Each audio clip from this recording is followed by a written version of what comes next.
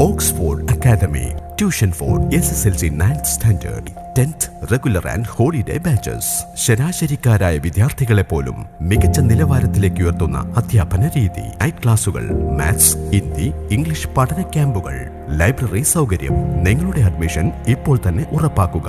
Oxford academy. For admission contact 9956914008. Hello മക്കളെ, എല്ലാവർക്കും സുഖമല്ലേ? അപ്പം മക്കളെ, ഇന്ന് നമ്മൾ നമ്മുടെ സോഷ്യൽ സയൻസ് ഉണ്ടല്ലോടാ, അതിലെ ഹിസ്റ്ററി എന്ന് പറഞ്ഞ പാർട്ട് ഉണ്ടല്ലോ, അതിൽ നിന്ന് നിങ്ങൾക്ക് 40 മാർക്കിന് ചോദ്യങ്ങൾ വരും അല്ലേ? അപ്പോൾ ഹിസ്റ്ററിയിൽ 40 മാർക്ക് വാങ്ങാൻ പറ്റിയിട്ടുള്ള ചില ചോദ്യങ്ങളുമായിട്ടാണ് ഇന്ന് നിങ്ങളുടെ ഒക്കെ വന്നിരിക്കുന്നത്. അപ്പോൾ ഈ വീഡിയോ നാളെ രാവിലെ, അതായത് ഞാനിപ്പോൾ എടുക്കുന്നത് ഇന്നിപ്പോൾ ഏതെങ്കിലും ദിവസം പഠിച്ചവനാണെന്ന് ഓർമ്മയില്ല, എന്തായാലും ഇന്ന് നട്ടപ്പാതിരക്ക് ഒരു 11:30 മണിയൊക്കെ ആയിട്ടുണ്ട്, ഏകദേശം 12 മണി ആവാനായിട്ടുണ്ട്. ഇപ്പോഴാണ് ഞാൻ ഈ വീഡിയോ ചെയ്യുന്നത്. സംഭവം വേറെ ഒന്നല്ല, നാളെ രാവിലെ 6 മണിക്ക് പോസ്റ്റ് ചെയ്യാന്നൊക്കെ നമ്മൾ കമ്മ്യൂണിറ്റി ടാബിൽ ഇട്ടിരുന്നല്ലോ. അപ്പം പിന്നെ കുട്ടികളോട് വാക്ക് പറഞ്ഞാൽ വാക്കായിരിക്കണമല്ലോ.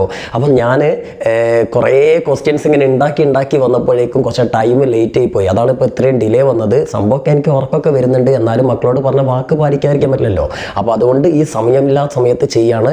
എനിക്ക് അല്പം ഞാൻ ഇപ്പോൾ ടയേർഡാണ്. ഇന്നിപ്പോൾ എൻ്റെ ബാൻഡേജ് നിങ്ങൾക്ക് കണ്ടാൽ മനസ്സിലാവും. ഇന്നിപ്പോൾ നമ്മൾ ഹോസ്പിറ്റലിൽ പോയിട്ട് 2ാമത് ബാൻഡേജൊക്കെ റീഡ്രസ് ചെയ്തിരിക്കുകയാണ്. കുഴപ്പമില്ല, കുറച്ചൊക്കെ ഉണക്കം വന്നിട്ടുണ്ട്. നിങ്ങളുടെയൊക്കെ പ്രാർത്ഥന കൊണ്ടാണ്. ഏതായാലും പെട്ടെന്ന് തന്നെ ക്ലിയർ ആവാൻ വേണ്ടി പ്രാർത്ഥിക്കുക. സൗണ്ടും ശരിയായി വരുന്നുണ്ട്. അപ്പോൾ അതൊക്കെ വന്നിട്ട് റെഡി ആയിട്ട് വേണം നമുക്ക് അടിപൊളിയായിട്ട് ബാക്കിയുള്ള വീഡിയോകളൊക്കെ ചെയ്യാൻ. ഗ്രാമർ വീഡിയോ ഒക്കെ ഉടൻ തന്നെ വരും കേട്ടോ, പേടിക്കേണ്ട. കുറേ കുട്ടികൾ ചോദിക്കുന്നുണ്ട്, ഞാൻ എല്ലാവരും കമൻറ്റും കാണുന്നുണ്ട്. റിപ്ലൈ ഒന്നും ചെയ്യാൻ ടൈം കിട്ടാത്തതുകൊണ്ടാണ്. അധിക സമയം ഇപ്പോൾ ഉറക്കം തന്നെയാണ്, ആകെ ടയേർഡാണ്. കുറേ ഗുളികകളൊക്കെ ഉണ്ട് കേട്ടോ, അതുകൊണ്ടാണ്. അപ്പോൾ എന്തായാലും പോട്ടെ. അപ്പോൾ ഏതായാലും മക്കളെ, നമ്മുടെ ഹിസ്റ്ററിയിൽ നിന്ന് നമുക്ക് 40 മാർക്കിന് ചോദിക്കുന്ന ചോദ്യങ്ങൾ ഞാൻ മുമ്പ് MS സൊല്യൂഷൻ്റെ വീഡിയോയിൽ നമ്മൾ ലൈവിൽ ഇതിലെ കുറേ ക്വസ്റ്റ്യൻസ് ഒക്കെ നമ്മൾ ചെയ്തതാണ്. അതിൽ തന്നെ നിങ്ങൾക്കറിയാം 90% എന്നല്ല 99% ആ ലൈവിൽ പറഞ്ഞ ചോദ്യങ്ങളൊക്കെ നമ്മുടെ മോഡൽ എക്സാമിന് വന്നും ചെയ്തിട്ടുണ്ട്. അത് കണ്ട കുട്ടികളൊക്കെ വളരെയധികം അഭിനന്ദനങ്ങളൊക്കെ അറിയിച്ചിട്ടുണ്ട്. എല്ലാവർക്കും നന്ദി. അപ്പം ഇതും അതേപോലെ തന്നെ നമ്മൾ പറയാണ്, പബ്ലിക് എക്സാമിൽ നിങ്ങൾക്ക് 100% അല്ലെങ്കിൽ 99.9% ഉറപ്പായിട്ടും ചോദിക്കുന്ന ചോദ്യങ്ങളാണ് ഇന്നൊക്കെ ചെയ്യുന്നത്.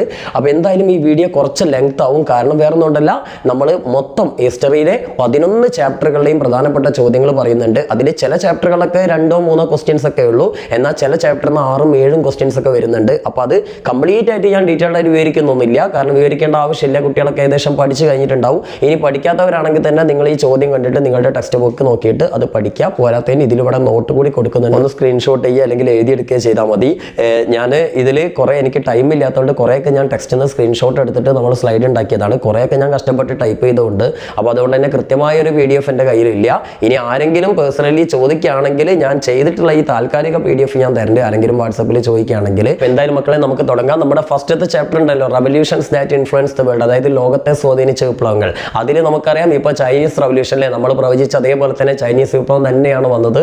ഏതായാലും അതങ്ങനെ തന്നെ നടന്നു. അങ്ങനെ എപ്പോഴും ഞാൻ നേരത്തെ ഇംഗ്ലീഷിൻ്റെ കാര്യത്തിൽ പറഞ്ഞ പോലെ തന്നെ, അല്ലെങ്കിൽ ഇന്ത്യയുടെ കാര്യത്തിൽ പറഞ്ഞ പോലെ തന്നെ, എപ്പോഴും എന്താവില്ല, ചക്ക വീണ മുയൽ ചാവില്ല. അതുകൊണ്ട് പബ്ലിക് എക്സാമിന് നമ്മൾ പറയുന്നത് 100% ശരിയാവുന്നൊന്നും ഞാൻ പറയുന്നില്ല. എന്നാലും എനിക്ക് എൻ്റെ ഒരു പ്രതീക്ഷ റഷ്യൻ റവല്യൂഷനോ അതല്ലെങ്കിൽ ഫ്രഞ്ച് റവല്യൂഷനോ ആയിരിക്കും ഇപ്രാവശ്യം പബ്ലിക് എക്സാമിന് വരിക എന്നാണ് എൻ്റെ ഒരു പ്രതീക്ഷ.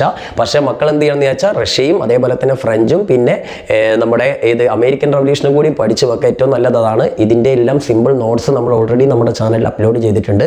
അതുകൊണ്ട് അത് ഞാനിവിടെ സ്ലൈഡ് വെച്ചിട്ടില്ല. അപ്പം ആ വീഡിയോകളൊക്കെ കണ്ടിട്ട്, അല്ലെങ്കിൽ നിങ്ങളുടെ സ്കൂളിലൊക്കെ നിങ്ങളുടെ ടീച്ചേഴ്സ് നോട്ട് തന്നിട്ടുണ്ടാവുമല്ലോ, അല്ലെങ്കിൽ ടെക്സ്റ്റ് നോക്കിയിട്ട് പഠിക്കാവുന്നതേ ഉള്ളൂ.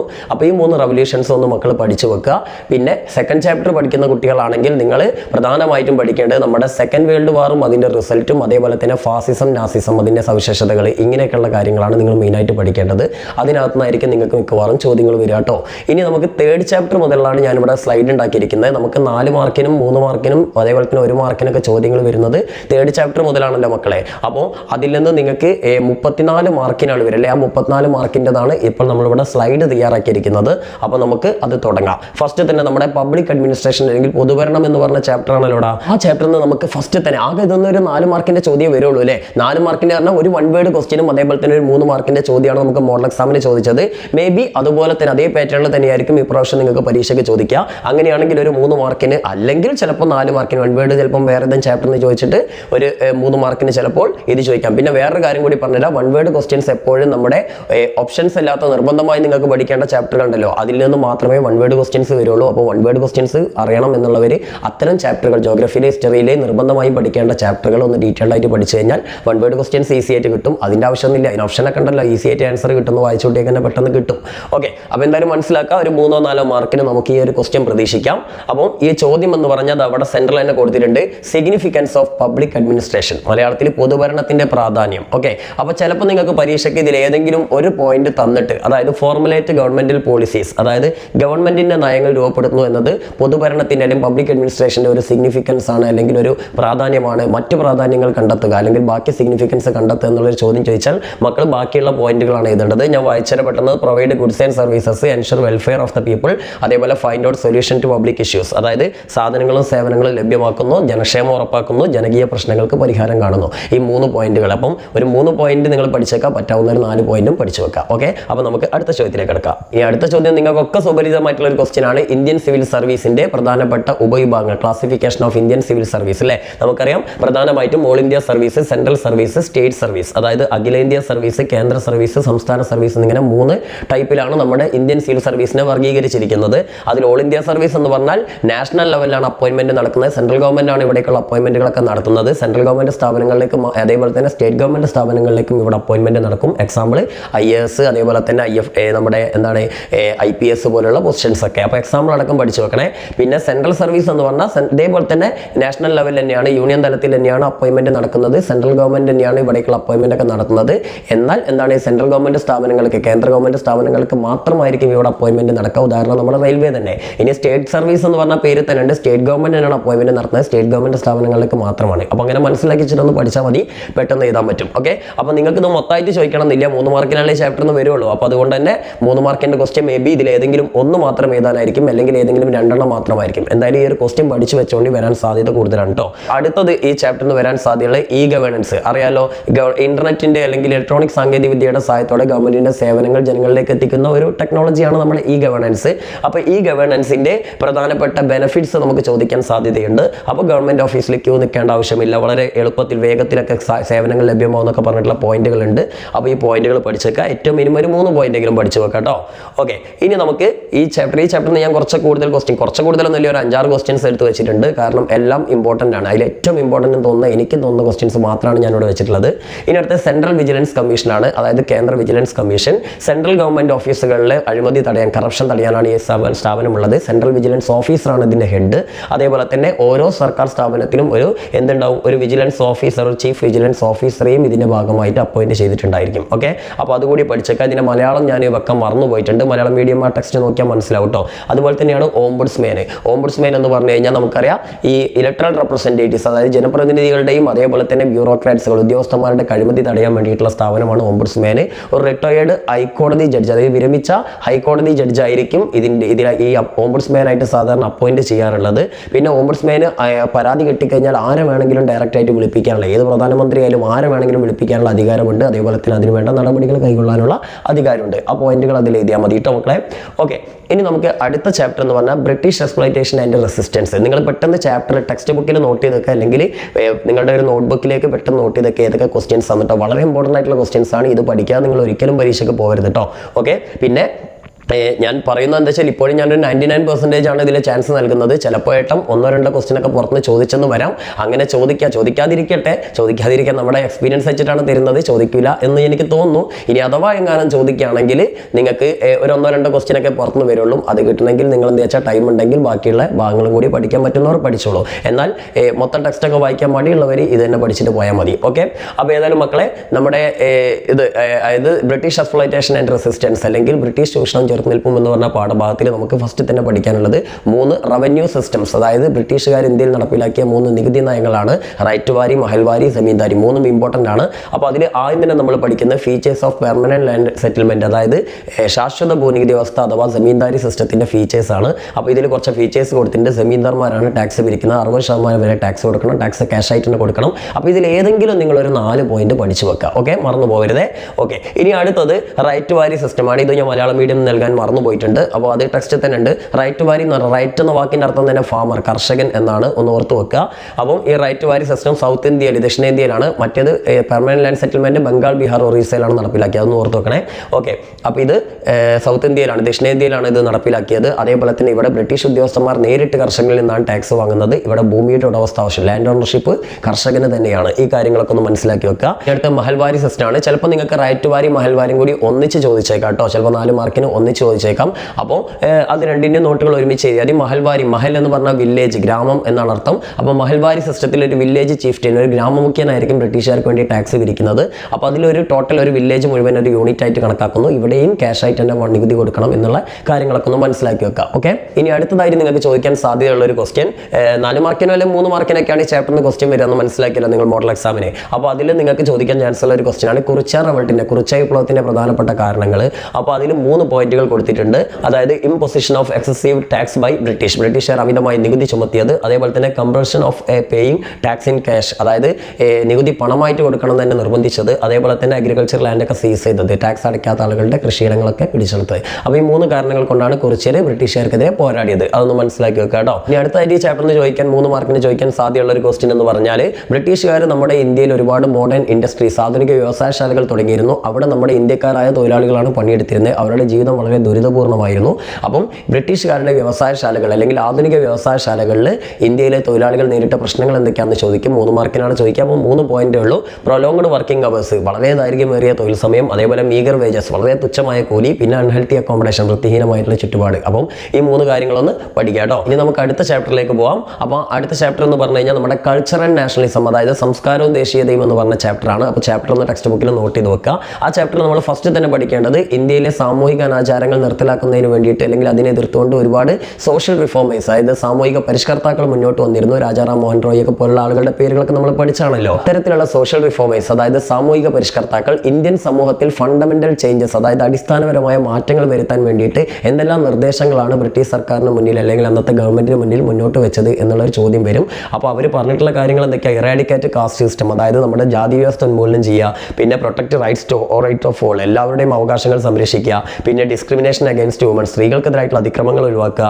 അതേപോലെ തന്നെ എഡ്യൂക്കേഷൻ ടു ഓൾ, എല്ലാവർക്കും വിദ്യാഭ്യാസം കൊടുക്കുക. പിന്നെ വിഡോ റീമേരേജ്, വിധവാ പുനർവിവാഹം നടപ്പിലാക്കുക എന്നുള്ളതൊക്കെയാണ്. ഇതിൽ ഏതെങ്കിലും ഒരു 4 പോയിന്റ് പഠിച്ചു വെക്കുക കേട്ടോ. ഇനി അടുത്ത മക്കളെ, നിങ്ങൾക്ക് ഇവിടെ ഒരു ബോക്സ് തന്നിട്ടുണ്ട്. ആ ബോക്സ് നമുക്കറിയാം നമ്മുടെ പ്രധാനപ്പെട്ട സോഷ്യൽ റിഫോമേഴ്സ്, സാമൂഹിക പരിഷ്കർത്താക്കളുടെ പേരുകളും അവരുടെ സ്ഥാപനങ്ങളൊക്കെയാണ്. അപ്പോൾ ഇതൊന്ന് പഠിച്ചു വെച്ചുകൊണ്ട് ഇത് ചിലപ്പോൾ മാച്ച് ദ ഫോളോയിങ് ആയിട്ടോ അല്ലെങ്കിൽ ഇതിൽ ഏതെങ്കിലുമൊക്കെ തന്നിട്ട് അതിനെക്കുറിച്ച് അവരുടെ ഏതെങ്കിലുമൊക്കെ 1-2 ആൾക്കാരുടെ പേരുകൾ തന്നിട്ട് അവരുടെ പ്രവർത്തനങ്ങൾ വിലയിരുത്താനോ എങ്ങനെയെങ്കിലൊക്കെ ചോദിച്ചേക്കാം. അപ്പോൾ അതൊന്ന് പഠിച്ച് മനസ്സിലാക്കി വെക്കാം കേട്ടോ. ഇനി അടുത്തതായിട്ട് ഇന്ത്യക്കാർക്കിടയിൽ ഒരു യൂണിഫിക്കേഷൻ അല്ലെങ്കിൽ ഒരു യൂണിറ്റി ഇല്ലേ, ഒരു ഐക്യം കൊണ്ടുവരാൻ വേണ്ടിയിട്ട് നമ്മുടെ ഇന്ത്യൻ ദിനപത്രങ്ങൾ, ഇന്ത്യൻ ന്യൂസ് പേപ്പേഴ്സ് വഹിച്ചിട്ടുള്ള പങ്ക്, അതായത് റോൾ ഓഫ് ന്യൂസ് പേപ്പേഴ്സ് അല്ലേ, ഇന്ത്യക്കാർക്കിടയിൽ നാഷണലിസം അല്ലെങ്കിൽ ദേശീയത കൊണ്ടുവരുന്നതിൽ ന്യൂസ് പേപ്പേഴ്സിന്റെ പങ്ക് എന്നുള്ളൊരു ചോദ്യം, അല്ലെങ്കിൽ ന്യൂസ് പേപ്പേഴ്സുമായിട്ട് ബന്ധപ്പെട്ട ദിനപത്രങ്ങളുമായി ബന്ധപ്പെട്ട എന്തെങ്കിലും ഒരു ചോദ്യം വന്നാൽ മക്കൾ ഈ ഉത്തരമാണ് ഇതിൻ്റെ ഒരു 4 പോയിന്റ് പഠിച്ചു വെക്കുക.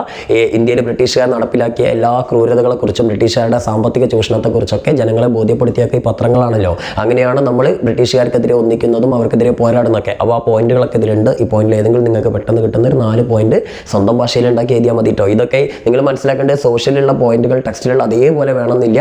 നിങ്ങൾക്ക് ഏകദേശം ഒന്ന് മനസ്സിലാക്കിയിട്ട് അടുത്ത് കൂടി പോയാൽ തന്നെ നിങ്ങൾക്ക് മാർക്ക് കിട്ടും. ടെൻഷനൊന്നും അടിക്കേണ്ട. സോഷ്യലിൻ്റെ കാര്യത്തിൽ യാതൊരു ടെൻഷനും വേണ്ട. നിങ്ങൾ ജസ്റ്റ് ഒന്ന് ടെക്സ്റ്റ് ബുക്ക് വായിച്ചു പോയാൽ തന്നെ നിങ്ങൾക്ക് ജസ്റ്റ് നിങ്ങളുടെ ഓർമ്മയിൽ നിന്ന് എടുത്ത് എഴുതിയാൽ തന്നെ ഏകദേശം ശരിയായാൽ തന്നെ നിങ്ങൾക്ക് ഫുൾ മാർക്ക് കിട്ടും. അപ്പോൾ അതുകൊണ്ട് അത്തരം കാര്യത്തിലും ടെൻഷൻ അടിക്കേണ്ട. ചില ടീച്ചർമാർ പറഞ്ഞ് പേടിപ്പിച്ചിട്ടുണ്ടാവും ഫുൾ മാർക്ക് കിട്ടണമെങ്കിൽ നിങ്ങൾ ടെക്സ്റ്റിലുള്ള അതേപോലെ എഴുതണം അല്ലെങ്കിൽ ഗൈഡിലുള്ള അതേപോലെ എഴുതണം, ഞാൻ തന്ന നോട്ടൻ എഴുതണം. അങ്ങനെയൊന്നുമില്ല. നിങ്ങൾക്ക് ഏകദേശം ഒന്ന് പോയിന്റ് ശരിയായാൽ തന്നെ നിങ്ങൾക്ക് മാർക്ക് കിട്ടും. ഓക്കെ, അതേപോലെ ഇംഗ്ലീഷ് മീഡിയക്കാർക്ക് ഗ്രാമർ മിസ്റ്റേക്ക് അതൊന്നും സോഷ്യലിൽ നോക്കൂല. അപ്പോൾ അങ്ങനത്തെ കാര്യങ്ങളൊന്നും വറി ചെയ്യേണ്ട ആവശ്യമില്ല കേട്ടോ. നിങ്ങളുടെ ഐഡിയക്ക് അനുസരിച്ച് നിങ്ങളുടെ സ്വന്തം ഭാഷയിൽ എഴുതിയാൽ മതി. ഓക്കെ, പിന്നെ പോയിന്റ് ആക്കി എന്നാണ് കൂടുതൽ മാർക്ക് കിട്ടാൻ നല്ലത്, അതും കൂടി ശ്രദ്ധിക്കാം. ഇനി അടുത്തായിട്ട് നമ്മൾ ഈ ഒരു ചാപ്റ്ററിൽ പഠിക്കുന്നത് എഡ്യൂക്കേഷൻ, അതായത് വിദ്യാഭ്യാസത്തിൻ്റെ role of education in nationalism, അതായത് ഇന്ത്യൻ ദേശീയതയിൽ വിദ്യാഭ്യാസത്തിലുള്ള പങ്ക് എന്ന് പറഞ്ഞിട്ടൊരു പോർഷൻ ഉണ്ട്. അപ്പോൾ അവിടെ നിങ്ങൾക്ക് ഒരുപാട് വിദ്യാഭ്യാസ സ്ഥാപനങ്ങളുടെ പേരുകൾ പഠിക്കുന്നുണ്ട്. അപ്പോൾ അതിൽ ഏതെങ്കിലുമൊക്കെ ഒന്ന് ചോദിച്ചേക്കാം, അല്ലെങ്കിൽ ഒരു മാച്ച് ദ ഫോളോയിങ് എന്തെങ്കിലുമൊക്കെ വന്നേക്കാം. അപ്പോൾ നിങ്ങൾ ഇവിടെ പ്രധാനമായിട്ടും നമുക്കറിയാം Jamia Millia Islamia, Deccan education society, woman university Maharashtra, ഇത് മഹാരാഷ്ട്രയിലെ വനിതാ സർവകലാശാല, പിന്നെ വിശ്വഭാരതി യൂണിവേഴ്സിറ്റി, അതേപോലെ തന്നെ കേരള കലാമണ്ഡലം, പിന്നെ വാർത്താ എഡ്യൂക്കേഷൻ പ്ലാന് തുടങ്ങിയിട്ടുള്ള ചില സ്ഥാപനങ്ങളുടെ പേരുകൾ പറയുന്നുണ്ട്. അതിൻ്റെ ലക്ഷ്യങ്ങൾ ഇവിടെ കൊടുത്തിട്ടുണ്ട്. അതേപോലെ തന്നെ അതുണ്ടാക്കിയ ആളുകളുടെ പേരുകളും പറഞ്ഞിട്ടുണ്ട്. അപ്പോൾ അത് നിങ്ങളുടെ ടെസ്റ്റിലുള്ളതാണ്. അതൊന്ന് പഠിക്കുക, അല്ലെങ്കിൽ ഇതൊന്ന് സ്ക്രീൻഷോട്ട് ചെയ്തിട്ട് ഇങ്ങനെ പഠിക്കെങ്കിലും ചെയ്യാം. ഓക്കെ, ഇനി നമുക്ക് അടുത്ത ചാപ്റ്ററിലേക്ക് പോകാം, അതായത് സ്ട്രഗിൾ ആൻഡ് ഫ്രീഡം. അപ്പോൾ ഓരോ ചാപ്റ്ററിനും വളരെ കുറച്ച് കുറച്ച് ചോദ്യങ്ങളേ ഉള്ളൂ, ഇതെന്തായാലും പഠിക്കുക കേട്ടോ. ഓക്കെ, സ്ട്രഗിൾ ആൻഡ് ഫ്രീഡം അല്ലെങ്കിൽ സമരവും സ്വാതന്ത്ര്യം, ഗാന്ധിജിയുടെ സമരങ്ങളാണ് ഇതിൽ മെയിനായിട്ട് നമ്മൾ പഠിക്കുന്നത്. പിന്നെ ഗാന്ധിയൻ ആശയങ്ങളിൽ നിന്ന് വേർപെട്ട അല്ലെങ്കിൽ ഗാന്ധിജിയുടെ ആശയങ്ങളോട് താല്പര്യമില്ലാതിരുന്ന ചില യുവാക്കളൊക്കെ സംഘടിതമായിട്ട് ബ്രിട്ടീഷുകാർക്കെതിരെ നടത്തിയ ചില സമരങ്ങളൊക്കെ ഈ ചാപ്റ്ററിൽ നമ്മൾ പഠിക്കുന്നുണ്ട്. അപ്പോൾ അതിൽ ഏറ്റവും പ്രധാനപ്പെട്ട ഗാന്ധിജിയുടെ കാര്യങ്ങൾ തന്നെയാണ്. അപ്പോൾ അതിൽ നമുക്കറിയാം ഗാന്ധിജി ആദ്യമായിട്ട് നടത്തിയ 3 സമരങ്ങളുണ്ട്. ഏതൊക്കെയാണ്? ചമ്പാരൻ, ഗേഡ, അതേപോലെ തന്നെ അഹമ്മദാബാദിലെ കോട്ടൺ മിൽ വർക്കേഴ്സിന് വേണ്ടി നടത്തിയ സമരങ്ങൾ. ഈ 3 പ്രാദേശിക സമരങ്ങൾക്ക് ശേഷം ഗാന്ധിജി അല്ലെങ്കിൽ ഈ 3 പ്രാദേശിക സമരങ്ങളുടെ ഗാന്ധിജിയുടെ ഏർലി സ്ട്രഗിൾസിലെ ആദ്യകാല സമരങ്ങളുടെ റിസൾട്ടാണ് നമുക്ക് ആദ്യം തന്നെ ഇവിടെ പഠിക്കാനുള്ളത്. അപ്പം അത് നിങ്ങൾക്ക് ചിലപ്പോൾ പരീക്ഷയ്ക്ക് ചോദിച്ചേക്കാം. ഒരു 4 പോയിന്റ് പഠിക്കാം. സംഭവം സിമ്പിളാണ്, നിങ്ങളുടെ ഭാഷയിൽ എഴുതിയാൽ മതി. പണ്ടൊക്കെ ഗാന്ധിജി വരുന്നതിന് മുമ്പ് സിറ്റി സെൻട്രിക് ആയിട്ട് നഗരങ്ങളിൽ മാത്രമായിരുന്നു സമരങ്ങൾ നടന്നിരുന്നത്. അത് റൂറൽ ഏരിയയിലേക്ക്, ഗ്രാമങ്ങളിലേക്ക് കൂടി വ്യാപിച്ചു. അതേപോലെ തന്നെ സമൂഹത്തിലെ ലെയ്മൻ, അടിസ്ഥാന വർഗ്ഗങ്ങളായിട്ടുള്ള സാധാരണക്കാർ പോലും സമരരംഗത്തേക്ക് വന്നു. പണ്ടൊക്കെ എഡ്യൂക്കേറ്റീവ് ആയിട്ടുള്ള ആളുകൾ മാത്രമായിരുന്നു ഉണ്ടായിരുന്നത്. അപ്പോൾ അങ്ങനെയൊക്കെയുള്ള പിന്നെ ഗാന്ധിജിയുടെ പുതിയ പുതിയ സമരരീതികൾ ജനങ്ങൾ പരിചയപ്പെട്ടു. ഇങ്ങനെയൊക്കെയുള്ള കുറച്ച് കാര്യങ്ങളുണ്ട്. ആ പോയിന്റുകളൊക്കെ ഒന്ന് പഠിക്കുക, ഐഡി ഉപയോഗിച്ച് എഴുതിയാൽ മതി കേട്ടോ.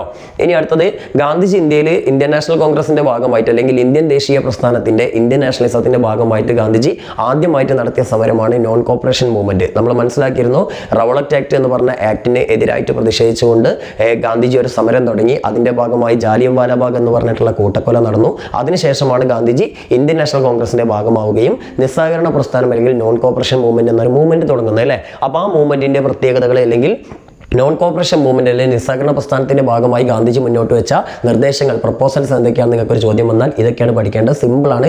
ഗാന്ധിജി കുറേ കാര്യങ്ങൾ ഒഴിവാക്കാൻ വേണ്ടി ഇന്ത്യക്കാരോട് പറഞ്ഞതാണ്. എന്തൊക്കെ ഒഴിവാക്കാൻ പറഞ്ഞേ? വക്കീലന്മാരോട് പറഞ്ഞ് നിങ്ങൾ ഇനി കോടതിയിൽ പോകരുത്. അതേപോലെ തന്നെ സാധാരണക്കാരായ ആളുകളോട് പറഞ്ഞ് നിങ്ങൾ ബ്രിട്ടീഷുകാരുടെ പ്രൊഡക്റ്റുകളൊക്കെ ഒഴിവാക്കണം. പിന്നെ വിദ്യാർത്ഥികളോട് പറഞ്ഞ് ബ്രിട്ടീഷുകാരുടെ സ്കൂളിൽ പഠിക്കരുത്. അങ്ങനെയൊക്കെയുള്ള കുറച്ച് കാര്യങ്ങളാണ്. പിന്നെ ടാക്സ് കൊടുക്കരുത്. ഈസി ആയിട്ടുള്ള ഒരു 4 പോയിന്റ് പഠിച്ചു വെക്കാം മക്കളെ. ഓക്കെ, ഇനി അടുത്തതായിട്ട് ഗാന്ധിജി രണ്ടാമതായിട്ട് നടത്തിയിട്ടുള്ള, അതായത് നിസ്സഹകരണ പ്രസ്ഥാനം നോൺ കോപ്പറേഷൻ മൂവ്മെന്റിന് ശേഷം ഗാന്ധിജി നടത്തിയ മറ്റൊരു സമരമാണ് സിവിൽ ഡിസൊബീഡിയൻസ് മൂവ്മെന്റ് അല്ലെങ്കിൽ നിയമലംഘന പ്രസ്ഥാനം. അപ്പോൾ അതിന്റെ ഭാഗമായിട്ട് ബ്രിട്ടീഷ് ഗവൺമെന്റിനോട് ഗാന്ധിജി ചില ഡിമാൻഡുകളൊക്കെ ആവശ്യപ്പെട്ടിരുന്നു. അല്ലെങ്കിൽ ഗാന്ധിജി മുന്നോട്ട് വെച്ച ഡിമാൻഡുകൾ അല്ലെങ്കിൽ പ്രപ്പോസൽസ് എന്തൊക്കെയാണെന്ന് നിങ്ങൾക്ക് ചോദിക്കും. അപ്പം സിവിൽ ഡിസൊബീഡിയൻസ് മൂവ്മെന്റ്, നിയമലംഘന പ്രസ്ഥാനത്തിന്റെ ഭാഗമായിട്ട് ഗാന്ധിജി കുറേ കാര്യങ്ങൾ പറയുന്നുണ്ട്. ഒരു 4 പോയിന്റ് പഠിച്ചാൽ മതി. ഒന്ന്, ലിഫ്റ്റ് സാൾട്ട് ടാക്സ്, അതായത് ഉപ്പിന്റെ നികുതി എടുത്തു കളയുക. അതേപോലെ തന്നെ കർഷകർക്ക് 50% നികുതി ഇളവ് നൽകുക. പിന്നെ അതേപോലെ തന്നെ എന്താണ്, ഫോറിൻ ക്ലോസ്, വിദേശത്ത് ഇറക്കുമതി ചെയ്യുന്ന വസ്ത്രങ്ങൾക്കൊക്കെ ടാക്സ് വർദ്ധിപ്പിക്കുക. പിന്നെ അതേപോലെ തന്നെ ഇന്ത്യയിൽ ഒരുപാട് പൊളിറ്റിക്കൽ പ്രിസണേഴ്സ്, രാഷ്ട്രീയ തടവുകാരെ ബ്രിട്ടീഷുകാർ ജയിലിട്ട് വെച്ചിട്ടുണ്ട് വെറുതെ. അപ്പോൾ അവരെയൊക്കെ വിട്ടയക്കുക. അങ്ങനെയൊക്കെയുള്ള കുറച്ച് കാര്യങ്ങളുണ്ട്. പിന്നെ അപ്പോൾ അതിൽ ഏതെങ്കിലും ഒരു 4 പോയിന്റ് പഠിച്ചു വെക്കുക കേട്ടോ. ഓക്കെ, ഇനി ഈ ഭാഗത്ത് തന്നെ മറ്റൊരു ചോദ്യം പ്രതീക്ഷിക്കാവുന്നത്, നമ്മൾ നേരത്തെ പറഞ്ഞു സിവിൽ ഡിസൊബീഡിയൻസ് മൂവ്മെന്റ്, അതായത് നിയമലംഘന പ്രസ്ഥാനത്തിന്റെ ഭാഗമായിട്ട് നമ്മുടെ ഗാന്ധിജി ആദ്യമായിട്ട് പറഞ്ഞത് ഉപ്പിന്റെ നികുതി എടുത്തു കളയാനല്ലേ ബ്രിട്ടീഷുകാരോട് ആവശ്യപ്പെട്ടത്. അപ്പോൾ ഗാന്ധിജി ഈ ഒരു നിയമലംഘന പ്രസ്ഥാനത്തിന്റെ ഭാഗമായിട്ട് ആദ്യമായിട്ട് നടത്താൻ തീരുമാനിച്ചതും ഉപ്പുമായി ബന്ധപ്പെട്ട ഒരു സത്യാഗ്രഹമാണ്. അതായത് സാൾട്ട് സത്യാഗ്രഹം അല്ലെങ്കിൽ ഉപ്പ് സത്യാഗ്രഹം എന്ന രീതിയിലാണ്. അപ്പോൾ എന്തുകൊണ്ടാണ് ഗാന്ധിജി ഉപ്പിനെ ഒരു സമരായുധമാക്കി കൊണ്ടുവന്നത് എന്നുള്ളൊരു ചോദ്യം നിങ്ങൾക്ക് ചിലപ്പം പ്രതീക്ഷിക്കാം. സാൾട്ടിനെ ഒരു വെപ്പണാക്കിയിട്ട് ഗാന്ധിജി കൊണ്ടുവരാനുള്ള കാരണം. അപ്പോൾ അതിൻ്റെ ഉത്തരമാണ് നിങ്ങൾക്ക് ഇവിടെ കൊടുത്തിട്ടുള്ളത്. സാൾട്ട് എന്ന് പറഞ്ഞാൽ ഏകദേശം 5/1, അതായത് ഇവിടെ കൊടുത്തിട്ടുണ്ട്, ബ്രിട്ടീഷ് സർക്കാരിന്റെ നികുതി വരുമാനത്തിന്റെ 5/2 ഭാഗം, 5/2 ഭാഗവും ഉപ്പിന് മേൽ ചുമത്തിയ നികുതിയാണ്. അപ്പോൾ ഹൈ ടാക്സ് ആയിരുന്നു ഉപ്പിന് ചുമത്തിയിരുന്നത്. മാത്രമല്ല ഇൻഡിജീനസ് ആയിട്ട്, അതായത് നമ്മുടെ പ്രാദേശികമായിട്ട് ഉപ്പുണ്ടാക്കുന്നത് പോലും അവർ വിലക്കിയിരുന്നു. അങ്ങനെയുള്ള കുറേ, പിന്നെ ഇന്ത്യക്കാരിൽ സാധാരണക്കാർക്കും പണക്കാർക്കും എല്ലാവർക്കും ഒരുപോലെ ഡിമാൻഡുള്ള ഒരു വസ്തുവായിരുന്നു ഉപ്പ്. അപ്പോൾ എല്ലാവരെയും സ്വാധീനിക്കാൻ കഴിയുമെന്നുള്ളത് കൊണ്ടാണ് ഗാന്ധിജി ഈ ഒരു ഉപ്പിനെ സമരായുധമായിട്ട് കൊണ്ടുവന്നത്. ഓക്കെ, അപ്പോൾ ആ കാര്യങ്ങളൊക്കെ ഒന്ന് മനസ്സിലാക്കി വെക്കുക. ഇനി അടുത്തതായിട്ട് ഗാന്ധിജിയുടെ അവസാനത്തെ ഇന്ത്യൻ നാഷണൽ മൂവ്മെന്റിന്റെ അല്ലെങ്കിൽ ഇന്ത്യൻ നാഷണൽ കോൺഗ്രസിന്റെ കീഴിൽ ഗാന്ധിജി അവസാനമായിട്ട് നടത്തിയ ഒരു സമരമാണ് ക്വിറ്റ് ഇന്ത്യ മൂവ്മെന്റ് അല്ലെങ്കിൽ ക്വിറ്റ് ഇന്ത്യ സമരം. ഇന്ത്യയുടെ 2ാം സ്വാതന്ത്ര്യ സമരം എന്നറിയപ്പെടുന്ന സമരമാണ്. അപ്പോൾ ഈ മൂവ്മെന്റിന്റെ ഭാഗമായിട്ടും ഗാന്ധിജി ഇന്ത്യയിലെ ജനങ്ങളോട് അല്ലെങ്കിൽ ഇന്ത്യയിലുള്ള എല്ലാ രാജാക്കന്മാരോടും അതുപോലെ തന്നെ മറ്റെല്ലാ വിഭാഗം ആളുകളോടും ചില ഡിമാൻഡുകൾ, ചില പ്രപ്പോസൽസ് ഒക്കെ മുന്നോട്ട് വെച്ചിരുന്നു. അപ്പോൾ ക്വിറ്റ് ഇന്ത്യ മൂവ്മെന്റിന്റെ ഭാഗമായി ഗാന്ധിജി നടത്തിയ ഡിമാൻഡുകൾ അല്ലെങ്കിൽ പ്രപ്പോസൽസ് ആണ് നമുക്ക് ഇനി പഠിക്കാനുള്ളത്. അപ്പോൾ ഗാന്ധിജി രാജാക്കന്മാരോട്, പ്രിൻസിപ്പലി സ്റ്റേറ്റ്സിലെ രാജാക്കന്മാരോട് പറഞ്ഞു, ജനങ്ങളുടെ സോവറിനിറ്റി, പരമാധികാരം നിങ്ങൾ കാത്തു സൂക്ഷിക്കണം. അതേപോലെ തന്നെ ഫാമേഴ്സിനോട് പറഞ്ഞ് നിങ്ങൾ എന്ത് ചെയ്ത് ടാക്സ് കൊടുക്കരുത്. വിദ്യാർത്ഥികളോട് പറഞ്ഞ് സ്വാതന്ത്ര്യം കിട്ടുന്നവരെ സ്കൂളിലേക്ക് പോകരുത്. നേരത്തെ നമ്മുടെ നോൺ കോപ്പറേഷൻ മൂവ്മെന്റ് സഹകരണ പ്രസ്ഥാനത്തിൽ പറഞ്ഞതിന്റെ ചെറിയൊരു വേരിയേഷനേ ഉള്ളൂ കേട്ടോ. പട്ടാളക്കാരോട് ഇന്ത്യക്കാർക്കെതിരെ വെടിവെക്കരുത്. ഇങ്ങനെയൊക്കെയുള്ള കുറേ കാര്യങ്ങളാണ് ഗാന്ധിജി ഇന്ത്യക്കാരായ ജനങ്ങളോട് എന്ത് ചെയ്തത്, ഇവിടെ ഈ ഒരു സമരത്തിന്റെ ഭാഗമായിട്ട് ആവശ്യപ്പെട്ട്. അതിലൊരു 4 പോയിന്റ് പഠിച്ചു വെക്കുക. ഓക്കെ, ഈ അടുത്തതായിട്ട് ഈ ചാപ്റ്ററിന് ചോദിക്കാൻ സാധ്യതയുള്ളത്, ഈ ക്വിറ്റ് ഇന്ത്യ മൂവ്മെന്റ് ഗാന്ധിജി തുടങ്ങാൻ, ഇങ്ങനെ ഒരു മൂവ്മെന്റ് ആ 2ാം ലോക മഹായുദ്ധം നടക്കുന്ന സമയത്താണ് ഗാന്ധിജി ക്വിറ്റ് ഇന്ത്യ മൂവ്മെന്റ് അല്ലെങ്കിൽ നമുക്കറിയാം ക്വിറ്റ് ഇന്ത്യ സമരം തുടങ്ങുന്നത്. അപ്പോൾ ഇങ്ങനെ ഒരു മൂവ്മെന്റ് പെട്ടെന്ന് ബ്രിട്ടീഷുകാർ ഇന്ത്യ വിടുക എന്നാണ് ഇതിന്റെ മുദ്രാവാക്യം അല്ലേ. അപ്പോൾ ആ ഒരു മുദ്രാവാക്യം ഉയർത്തിക്കൊണ്ട് ഇങ്ങനെ ഒരു മൂവ്മെന്റ് പെട്ടെന്ന് തുടങ്ങാൻ ഗാന്ധിജിയെ പ്രേരിപ്പിച്ച ഘടകങ്ങൾ അല്ലെങ്കിൽ ഫാക്ടേഴ്സ് എന്തൊക്കെയാണെന്ന് ചോദിച്ചേക്കാം. അപ്പോൾ അതിൽ പ്രധാനമായിട്ട് നിങ്ങൾ മനസ്സിലാക്കേണ്ടത് ഒന്ന്, reluctance of British to implement constitutional reforms in India. ഇന്ത്യയിൽ നല്ലൊരു ഭരണഘടനാപരമായ പരിഷ്കാരങ്ങളൊക്കെ കൊണ്ടുവരാൻ ബ്രിട്ടീഷുകാർ വിസമ്മതിച്ചു. ഇന്ത്യക്കാർ കുറേ അഭ്യർത്ഥിച്ചിട്ടും ഇന്ത്യക്കാരുടെ പ്രശ്നങ്ങളൊന്നും മനസ്സിലാക്കാനോ പരിഹാരങ്ങൾ കണ്ടെത്താനോ ബ്രിട്ടീഷുകാർ തയ്യാറായില്ല. രണ്ടാമത്തത് നമ്മുടെ public discussed with price hike in famine. അതായത് ഇന്ത്യയിൽ ഒരുപാട് ക്ഷാമങ്ങളും സാധനങ്ങളുടെ വില കൂടുതലും ഒക്കെ ഉണ്ടായിരുന്നു രണ്ടാം ലോകമായ കാലഘട്ടമായപ്പോഴേക്കും. അപ്പോൾ അതിനൊന്നും പരിഹാരം കാണാൻ ബ്രിട്ടീഷുകാർക്ക് സാധിച്ചില്ല. അപ്പോൾ ഇനിയിപ്പോൾ ഒരുപാട് നിന്നിട്ട് കാര്യമില്ല എന്ന് ഗാന്ധിജിക്കൊക്കെ മനസ്സിലായി. പിന്നെ പോരാത്തതിന് സെക്കൻഡ് വേൾഡ് വാറിൽ നമുക്കറിയാം ജർമ്മനി അതേപോലെ തന്നെ ഇറ്റലി പോലുള്ള വൻ ശക്തികളാണ്, അതേപോലെ ജപ്പാനൊക്കെ പോലുള്ള വൻ ശക്തികളാണ് ബ്രിട്ടനെതിരെ യുദ്ധം ചെയ്യുന്നത്. അപ്പം ബ്രിട്ടൻ തോൽക്കാൻ സാധ്യതയുണ്ടെന്ന് ഗാന്ധിജി മനസ്സിലാക്കി. അപ്പം ആ ബ്രിട്ടൻ തോൽക്കുമോ എന്നുള്ള ഭയമായിരുന്നു മൂന്നാമത്തെ കാരണം. തോറ്റു കഴിഞ്ഞാൽ ജർമ്മനിയൊക്കെ ഇന്ത്യയെ ആക്രമിക്കുമല്ലോ. അപ്പോൾ അതൊക്കെയായിരുന്നു അടുത്ത പേടി. ഇനി അടുത്തതായിട്ട് ഈ ചാപ്റ്ററിൽ മനസ്സിലാക്കേണ്ടത് നിങ്ങൾക്ക് ഇവിടെ ഒരു 3-4 പാർട്ടികൾ ഗാന്ധിജിയുടെ ആശയങ്ങളിൽ നിന്ന് വേർപെട്ട് കുറച്ചുകൂടി സോഷ്യലിസ്റ്റ് അല്ലെങ്കിൽ റവല്യൂഷണറി ഐഡിയകളുമായി പ്രവർത്തിച്ച ചില പാർട്ടികളും ആ പാർട്ടിയുടെ നേതാക്കന്മാരുമാണ്. അതായത് അഭിനവ് ഭാരത് സൊസൈറ്റി വി.ടി. സവർക്കർ, പിന്നെ അനുശീലൻ സമിതി ബരീന്ദർ കുമാർ ഘോഷ്, അതേപോലെ തന്നെ പുലിൻ ബിഹാർ ദാസ്, പിന്നെ അതേപോലെ Ghadar party Lala Hardayal, Indian republican army Surya Sen. അവിടെ നിങ്ങൾ പ്രത്യേകമായിട്ട് കാര്യം ശ്രദ്ധിക്കണം, ഇന്ത്യൻ റിപ്പബ്ലിക്കൻ ആർമിയാണ് സൂര്യസെൻ ഉണ്ടാക്കിയത്. എന്നാൽ നമുക്കിനി ഇന്ത്യൻ നാഷണൽ ആർമി എന്ന് പറഞ്ഞൊരു സാധനവും അതേപോലെ റിപ്പബ്ലിക്കൻ ആർമി എന്ന് പറഞ്ഞൊരു സാധനം കൂടി പഠിക്കാണ്ട്. അതിൽ റിപ്പബ്ലിക്കൻ ആർമി ഭഗത് സിംഗ് ഒക്കെ ഉണ്ടാക്കിയതാണ്. അതായത് HSRA, Hindustan socialist republic association എന്ന് പറഞ്ഞ പാർട്ടിയുടെ കീഴിലുണ്ടാക്കിയ ആർമിയാണ് റിപ്പബ്ലിക്കൻ ആർമി എന്ന് പറയുന്നത്. അതേപോലെ INA എന്നറിയപ്പെടുന്ന ഇന്ത്യൻ നാഷണൽ ആർമി രൂപീകരിച്ചത് റാഷ് ബിഹാരി ബോസ് എന്ന് പറയുന്ന ഒരു വ്യക്തിയാണ് സിംഗപ്പൂരിൽ വെച്ചിട്ട്. അതിന്റെ നേതാവായിരുന്നു നമ്മുടെ സുഭാഷ് ചന്ദ്രബോസ്. അപ്പോൾ ഈ കാര്യങ്ങൾ സെപ്പറേറ്റ് ആയിട്ട് പഠിക്കണം, മറന്നു പോകരുത് കേട്ടോ. ഓക്കെ, ഈ ചാപ്റ്റർ നമ്മൾ കുറേ ചോദ്യങ്ങൾ പഠിക്കുന്നുണ്ട്. കാരണം വലിയ ചാപ്റ്ററാണ്, ഇമ്പോർട്ടൻറ്റ് ചാപ്റ്ററാണ്. സംഗതി ആകെ കുറച്ച് മാർക്കിന് ഇവിടുന്ന് ക്വസ്റ്റ്യൻ വരുന്നുള്ളെങ്കിലും ഈ ചാപ്റ്ററിന് നമ്മൾ പഠിക്കാൻ നമുക്ക് ഒരുപാടുണ്ട്. എവിടുന്ന ചോദ്യം വരികയെന്ന് പറയാൻ പറ്റില്ല. എന്നാലും ഞാൻ പരമാവധി ചോദ്യങ്ങൾ ഒഴിവാക്കിയിട്ടുണ്ട്. ഏറ്റവും ഷോർട്ടായിട്ടുള്ള ചോദ്യങ്ങളാണ് തന്നിട്ടുള്ളത്. അപ്പോൾ ഏതായാലും ഇതെങ്കിലും നിങ്ങൾ എന്തായാലും പഠിക്കാം കേട്ടോ. ഓക്കെ, അടുത്തായിട്ട് നമുക്ക് പഠിക്കാനുള്ളത് ഗാന്ധിജിയുടെ ആശയങ്ങളിൽ നിന്ന് വേർപെട്ടുകൊണ്ട് സോഷ്യലിസ്റ്റ് ഐഡിയോളജി, അതായത് നമ്മുടെ സോഷ്യലിസ്റ്റ് പ്രസ്ഥാനം രൂപീകരിക്കുകയും അതേപോലെ തന്നെ കുറച്ചുകൂടി റവല്യൂഷണറി ആയിട്ട് കുറച്ചുകൂടി വിപ്ലവകരമായിട്ട് ബ്രിട്ടീഷുകാർക്കെതിരെ സായുധ സമരം. ഗാന്ധിജി എന്ന് പറഞ്ഞാൽ സമാധാനത്തിന് മാർഗ്ഗമായിരുന്നല്ലോ. എന്നാൽ അതിന് പകരമായിട്ട് സൈന്യം രൂപീകരിച്ച് ബ്രിട്ടീഷുകാരെ ആയുധം കൊണ്ട് തോൽപ്പിക്കാൻ വേണ്ടിയിട്ട് പദ്ധതിയിട്ട ഒരു ഗ്രൂപ്പ് ഉണ്ടായിരുന്ന ഗ്രൂപ്പിന്റെ പേരാണ് ഹിന്ദുസ്ഥാൻ സോഷ്യലിസ്റ്റ് റിപ്പബ്ലിക്കൻ അസോസിയേഷൻ അഥവാ HSRA എന്ന് പറയുന്നത്. അതാണ് ഞാൻ നേരത്തെ പറഞ്ഞ നമ്മുടെ ഭഗത് സിംഗിന്റെ ഒക്കെ പാർട്ടി. അതായത് നമ്മുടെ ചന്ദ്രശേഖർ ആസാദ് എന്ന് പറഞ്ഞ യുവാവാണ് ഇത് രൂപീകരിച്ചത്. പിന്നെ ഭഗത് സിംഗ്, രാജ്ഗുരു, സുഖദേവ് പോലുള്ളവരായിരുന്നു ഇതിന്റെ നേതാക്കന്മാർ. ഇവിടെ നിങ്ങൾക്ക് പറയുന്നുണ്ട് പഞ്ചാബ്, രാജസ്ഥാൻ, ഉത്തർപ്രദേശ്, ബീഹാർ എന്നിവിടങ്ങളിലുള്ള കുറേ യുവാക്കളാണ് ഈ ഒരു പാർട്ടിക്ക് രൂപം നൽകിയത്. ഡൽഹിയിൽ വെച്ചിട്ടാണ് ഈ ഒരു പാർട്ടി രൂപീകരിച്ചത്. പിന്നെ ഈ പാർട്ടി 2 കാര്യങ്ങളാണ് മെയിനായിട്ട് നടത്തിയത്. ഒന്ന്, സാൻഡേഴ്സ് എന്ന് പറഞ്ഞിട്ടുള്ള ഒരു ബ്രിട്ടീഷുകാരനെ കൊന്നു. അയാളാണ് നമ്മുടെ ലാലാ ലജ്പത് റായിനെ ലാത്തി ചാർജിലൂടെ വകവരുത്തിയ ഒരു സൈനിക ഉദ്യോഗസ്ഥനാണ്. അദ്ദേഹത്തെ വധിച്ചു. പിന്നെ അതേപോലെ തന്നെ ബ്രിട്ടീഷ് കോൺസുലേറ്റിൽ ബോംബിട്ടു. ഇങ്ങനെയുള്ള കാര്യങ്ങളൊക്കെയാണ് ഇവർ ചെയ്തത്. ആ കാര്യങ്ങളൊക്കെ ഇതിൽ പറയുന്നുണ്ട്. അപ്പോൾ ഈ പോയിന്റ് ഒന്ന് എഴുതിയെടുക്കുക, അല്ലെങ്കിൽ നിങ്ങളുടെ ടെസ്റ്റിലുണ്ട്, അത് നോക്കിയിട്ട് പഠിക്കുക ചെയ്യുക. എല്ലാ പോയിന്റുകളും അറിയില്ലെങ്കിൽ ഒരു 4 പോയിന്റെങ്കിലും ഒന്ന് പഠിച്ചു വെക്കുക കേട്ടോ.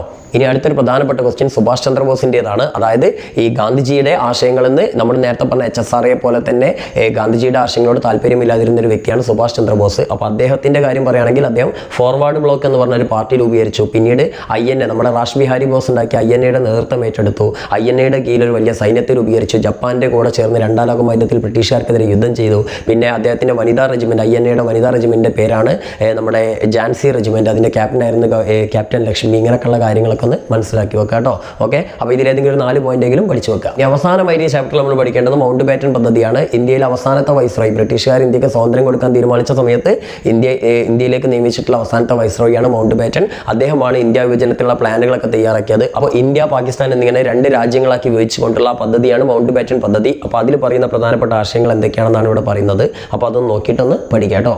ഇനി അടുത്ത ചാപ്റ്റർ ഇന്ത്യ ആഫ്റ്റർ ഇൻഡിപെൻഡൻസ്, അതായത് സ്വാതന്ത്ര്യാനന്തര ഇന്ത്യ എന്ന് പറഞ്ഞ ചാപ്റ്ററാണ്. നമുക്ക് സ്വാതന്ത്ര്യം കിട്ടിയ ശേഷം ഇന്ത്യയിലുണ്ടായ ചില മാറ്റങ്ങളും അതേപോലെ തന്നെ സ്വാതന്ത്ര്യം കിട്ടിയ ശേഷം ആദ്യമായി വന്ന ജവഹർലാൽ നെഹ്റുവിൻ്റെ കീഴിലുള്ള ഇൻട്രിം ഗവൺമെൻറ്, താൽക്കാലിക ഗവൺമെൻറ് നേരിട്ട ചില ചലഞ്ചുകളൊക്കെയാണ് ആ ചാപ്റ്ററിലുള്ളത്. അപ്പോൾ അതിൽ ഫസ്റ്റ് തന്നെ പഠിക്കുന്നത് നമ്മുടെ ഫസ്റ്റിലെ ഗവൺമെൻറ് നേരിട്ട ആദ്യത്തെ ചലഞ്ചാണ് ഇൻ്റഗ്രേഷൻ ഓഫ് പ്രിൻസർലി സ്റ്റേറ്റ്സ്, അതായത് നാട്ടുരാജ്യങ്ങളുടെ ലയനം. നമുക്ക് 3 മാർക്കിനോ 4 മാർക്കിനോ ചോദിക്കാൻ സാധ്യതയുള്ള ഒരു ക്വസ്റ്റ്യൻ ആണ്. ഇന്ത്യയുടെ ബൗണ്ടറിക്കകത്തുള്ള നാട്ടുരാജ്യങ്ങൾ പ്രിൻസർലി സ്റ്റേറ്റ്സിനെ മൊത്തം ഇന്ത്യൻ യൂണിയനിലേക്ക് കൊണ്ടുവരാൻ വേണ്ടി നടത്തിയൊരു ശ്രമമാണ് ഇൻ്റഗ്രേഷൻ ഓഫ് പ്രിൻസിപ്പലി സ്റ്റേറ്റ്സ് അല്ലെങ്കിൽ നാട്ടുരാജ്യങ്ങളുടെ ലയനം എന്നറിയപ്പെടുന്നത്. അപ്പോൾ അതിനുവേണ്ടി മുൻകൈ എടുത്തത് നമ്മുടെ സർദാർ വല്ലഭായ് പട്ടേലാണ്, അന്നത്തെ യൂണിയൻ മിനിസ്റ്റർ ആയിരുന്നു. അപ്പോൾ അദ്ദേഹത്തെ സഹായിക്കാനായിട്ട് മലയാളിയായ BP മേനോൻ ഉണ്ടായിരുന്നു. ഇവർ രണ്ടുപേരും കൂടി ചേർന്നിട്ട് ഒരു ലയന കരാർ, ഒരു ഇൻസ്ട്രുമെന്റ് ഓഫ് ആക്സഷൻ തയ്യാറാക്കി. അത് പ്രകാരം ഓരോ നാട്ടുരാജ്യവും അവരുടെ ഡിഫൻസ്, അതായത് പ്രതിരോധവും അതേപോലെ തന്നെ ടെലികമ്മ്യൂണിക്കേഷൻ, അതായത് വാർത്താവിനിമയം, അതേപോലെ തന്നെ അവിടുത്തെ ഫോറിൻ അഫയേഴ്സ്, വിദേശകാര്യമൊക്കെ ഇന്ത്യ ഗവൺമെന്റ് വിട്ടുകൊടുക്കണമായിരുന്നു. നമുക്കറിയാം കാശ്മീർ, ജുനഗഡ്, ഹൈദരാബാദ് പോലുള്ള രാജ്യങ്ങളൊക്കെ ബാക്കിയെല്ലാം എന്ത് ചെയ്തു, ഇങ്ങനെ വിട്ടുകൊടുത്തു. പിന്നെ ആ രാജ്യങ്ങളെ നമ്മൾ സൈനികപരമായിട്ട് കീഴടക്കി. അപ്പോൾ ഈ കാര്യങ്ങളൊക്കെയാണ് ഇതിൽ മനസ്സിലാക്കേണ്ടത്. ഇതങ്ങോട്ട് മനസ്സിലാക്കി നിങ്ങളുടെ സ്വന്തം ഭാഷയിൽ എഴുതിയാൽ മതി കേട്ടോ. അടുത്തായിട്ട് 3 മാർക്കിനൊക്കെ ചോദിക്കാൻ സാധ്യതയുള്ള ഒരു ക്വസ്റ്റ്യൻ ആണ്. നമ്മുടെ ഇന്ത്യക്ക് സ്വാതന്ത്ര്യം കിട്ടിയതിന് ശേഷം ഇന്ത്യ 2ാം പഞ്ചവത്സര പദ്ധതി കാലത്ത്, സെക്കൻഡ് 5-year പ്ലാന്റെ കാലത്ത് ഒരുപാട് അയൺ ആൻഡ് സ്റ്റീൽ കമ്പനീസ്, ഇരുമ്പുരുക്ക് ശാലകൾ രൂപീകരിച്ചിരുന്നു. അതിൽപ്പെട്ട പ്രധാനപ്പെട്ട ഇരുമ്പുരുക്ക് ശാലകൾ ഏതൊക്കെയാണ്, അത് ഏതൊക്കെ രാജ്യങ്ങളുടെ വിദേശ സഹായത്തോട് കൂടിയിട്ടാണ് ഉണ്ടാക്കിയത്? ബിലായ്, ബൊക്കോറോ, റൂർക്കല, ദുർഗാപൂരൊക്കെയാണ് ഇവിടെ ഉണ്ടാക്കിയ രാജ്യങ്ങളുടെ പേരുകളും കൊടുത്തിട്ടുണ്ട്. അതുകൂടി ഒന്ന് പഠിക്കുക, ചിലപ്പം ചോദിച്ചേക്കാം കേട്ടോ. ഇനി നമ്മൾ മനസ്സിലാക്കേണ്ടത് സ്വാതന്ത്ര്യത്തിന് ശേഷം ഇന്ത്യ ശാസ്ത്ര സാങ്കേതിക രംഗത്ത്, അതായത് നമ്മുടെ സയൻസ് ആൻഡ് ടെക്നോളജിയിൽ ഒരുപാട് ഡെവലപ്മെന്റ് നേടിയിരുന്നു. ഒരുപാട് IIT-കളും NIT-കളൊക്കെ നമ്മൾ ഉണ്ടാക്കി, ഒരുപാട് ഗവേഷണ സമിതികൾ രൂപീകരിച്ചു. പിന്നെ അറ്റോമിക് എനർജി കമ്മീഷനിൽ, അതായത് ഹോമി ജെ ബാബയുടെ കീഴിൽ atomic energy commission, Tata fundamental research, ഇങ്ങനെയുള്ള കുറേ കാര്യങ്ങളൊക്കെ നമ്മൾ പുരോഗതി നേടിയിരുന്നു. അപ്പോൾ അതൊക്കെ ഒന്ന് മനസ്സിലാക്കി വെക്കുക. അത് കൂടാതെ അന്നത്തെ കാലത്ത് നമ്മൾ എന്ത് ചെയ്തു, ജവഹർലാൽ നെഹ്റുവിൻ്റെ ഒക്കെ കീഴിൽ ഒരുപാട് ഗവേഷണ സമിതികൾ, അതായത് ശാസ്ത്ര സാങ്കേതിക രംഗത്ത് അല്ലെങ്കിൽ മുന്നോട്ട് വരാൻ വേണ്ടിയിട്ടുള്ള ഡെവലപ്മെന്റ് കൊണ്ടുവരാൻ വേണ്ടിയിട്ട് നമ്മുടെ ഇന്ത്യയിൽ ചില ഗവേഷണ സമിതികൾ രൂപീകരിച്ചിരുന്നു. അത്തരത്തിലുള്ള റിസർച്ച് കൗൺസിൽ ഏതൊക്കെയാണെന്ന് ചോദിക്കും. 3 ഉണ്ട്. ആ 3 പേര് ഒന്ന് പഠിച്ചു വെക്കാം കേട്ടോ. ഇനി അടുത്ത വളരെ ഇമ്പോർട്ടൻ്റ് ആയിട്ടുള്ള ടോപ്പിക്കാണ് സ്പേസിൽ, അതായത് ബഹിരാകാശ ഗവേഷണ രംഗത്ത് ഇന്ത്യ നേടിയ പുരോഗതികളാണ്. നിങ്ങളൊരു 4 പോയിന്റോ അല്ലെങ്കിൽ 3 പോയിന്റോ പഠിച്ചാൽ അത് വളരെ സിമ്പിളാണ്. ഒന്ന്, നമ്മുടെ വിക്രം സാരാഭായിയുടെ കീഴിൽ നമ്മുടെ ISRO രൂപീകരിച്ചത്. അതേപോലെ തന്നെ പിന്നെ നമ്മൾ ആദ്യത്തെ റോക്കറ്റ് വിക്ഷേപണം തിരുവനന്തപുരത്തെ തുമ്പയിൽ നടത്തിയത്. പിന്നെ ആദ്യത്തെ പേടകമായിട്ടുള്ള, അതായത് സാറ്റലൈറ്റ് ആയിട്ടുള്ള നമ്മുടെ ആര്യഭട്ടയുടെ വിക്ഷേപണം, പിന്നെ ചന്ദ്രയാൻ ദൗത്യം, മംഗൾയാൻ ദൗത്യം, ഇങ്ങനെയൊക്കെയുള്ള കുറേ കാര്യങ്ങളുണ്ടല്ലോ. പിന്നെ അഗ്നിപൃഥ്വി പോലുള്ള മിസൈലുകളുടെ വിക്ഷേപണം, പിന്നെ നമ്മുടെ റോക്കറ്റ് വിക്ഷേപണത്തിന് നമ്മുടെ രാജാരാമണ്ണയും APJ അബ്ദുൽ കലാമിൻ്റെ കോൺട്രിബ്യൂഷൻ, ഇങ്ങനെയൊക്കെയുള്ള ഏതെങ്കിലും ഒരു 4 പോയിന്റ് ഒന്ന് പഠിച്ചേക്കുക. അപ്പോൾ അതാണ് ഇതിന് വലിയ പാരഗ്രാഫ് ആയിട്ട് കൊടുത്താണ്. പക്ഷേ ഞാനിപ്പോൾ പറഞ്ഞ പോയിന്റുകൾ മാത്രം ഒന്ന് മനസ്സിലാക്കിയത് 4 പോയിന്റ് പഠിച്ചാൽ മതി കേട്ടോ. ഈ ചാപ്റ്ററിൽ ചോദിക്കാൻ സാധ്യതയുള്ള മറ്റൊരു ക്വസ്റ്റ്യൻ ആണ് നമ്മുടെ എഡ്യൂക്കേഷണൽ കമ്മീഷൻസ്, അതായത് ഇന്ത്യയിൽ വിദ്യാഭ്യാസ പുരോഗതിക്ക് വേണ്ടിയിട്ട് നമ്മുടെ ഇന്ത്യ ഗവൺമെന്റ് കൊണ്ടുവന്നിട്ടുള്ള ചില, അല്ലെങ്കിൽ ഇന്ത്യ ഗവൺമെന്റ് സ്ഥാപിച്ച ചില കമ്മീഷനുകളുണ്ട്, വിദ്യാഭ്യാസ കമ്മീഷനുകൾ. ആ കമ്മീഷനുകൾ ഏതെങ്കിലും ഒന്നിട്ടോ നിങ്ങൾക്ക് ചോദിക്കും. അവരുടെ റെക്കമെൻഡേഷൻ, അവരുടെ ശുപാർശകൾ എന്തൊക്കെയാണെന്നും അതിനുള്ള അംഗങ്ങൾ ആരൊക്കെയാണെന്നൊക്കെ. അപ്പോൾ അംഗങ്ങൾ എന്ന് പറയാനൊന്നുമില്ല, അതിൻ്റെ ചെയർമാനാണ് മെയിനായിട്ട് പഠിക്കേണ്ടത്, ലക്ഷ്മണസ്വാമി മുതലിയാർ. പിന്നെ അതേപോലെ തന്നെ രാധാകൃഷ്ണൻ കമ്മീഷൻ, പിന്നെ കോത്താരി കമ്മീഷൻ. അവിടെ റെക്കമെൻഡേഷൻ അവിടെ കൊടുത്തിട്ടുണ്ട്, ഒബ്ജക്റ്റീവ്സ് ഒക്കെ കൊടുത്തിട്ടുണ്ട്, ലക്ഷ്യങ്ങളൊക്കെ കൊടുത്തിട്ടുണ്ട്. അതൊന്ന് പഠിച്ചു നോക്കട്ടെ, ഈ ബോക്സ് പഠിച്ചു വെക്കാം.